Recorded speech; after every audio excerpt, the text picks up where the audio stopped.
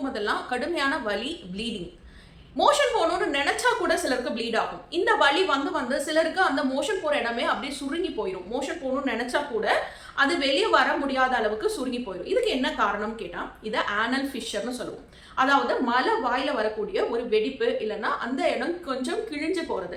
எதனால இந்த பிரச்சனை ஏற்படும்னா ஒரு ஹார்ட் மோஷன் போறதுனால. தொடர்ந்து சிலருக்கு கான்ஸ்டிபேஷன் இருந்துட்டே இருக்கும். ரொம்ப முக்கி மோஷன் போவாங்க, ரொம்ப ஹார்டா மோஷன் போவாங்க. அப்ப அந்த மலை வாய்ப்பகுதி கொஞ்சம் கிழிய ஆரம்பிக்கும். அதுதான் ஆனல் ஃபிஷர் அப்படின்னு சொல்லுவோம். இது கியூர் பண்ணக்கூடிய கண்டிஷன் கேட்டால் டெஃபினட்டாக கியூர் பண்ணக்கூடிய கண்டிஷன்.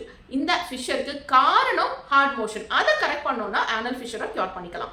ஆனல் ஃபிஷரை கியூர் பண்ணுறதுக்கு என்ன மாதிரி டயட் எடுக்கணும் அப்படின்னு கேட்டிங்கன்னா பப்பாளி, கொய்யாப்பழம், சக்கரவள்ளி கிழங்கு, சேனக்கிழங்கு, கீரை வகைகள், இந்த மாதிரி ஃபைபர் ரிச் ஃபுட் எடுக்கும்பொழுது மோஷன் ஃப்ரீயாக போகிறதுக்கான வாய்ப்பு இருக்குது.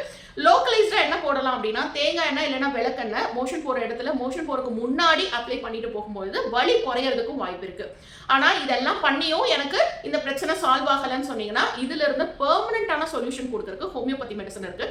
ஹோமியோபதி மெடிசன் உங்கள் டைஜஷனை கரெக்ட் பண்ணுறது வழியாக கான்ஸ்டிபேஷனை கிளியர் பண்ணும். கான்ஸ்டிபேஷன் கிளியர் பண்ணுறதோட சைட் பை நம்ம இந்த வெடிப்பையும் கம்ப்ளீட்டாக கியூர் பண்ணிக்கலாம். ஒரு பெயின் இல்லாத மோஷன், ஒரு ஃப்ரீயான மோஷன் போகிறதுக்கான ஃபுல் கியூரையும் நம்ம ஹோமியோபதி வழியாக கொடுக்க முடியும்.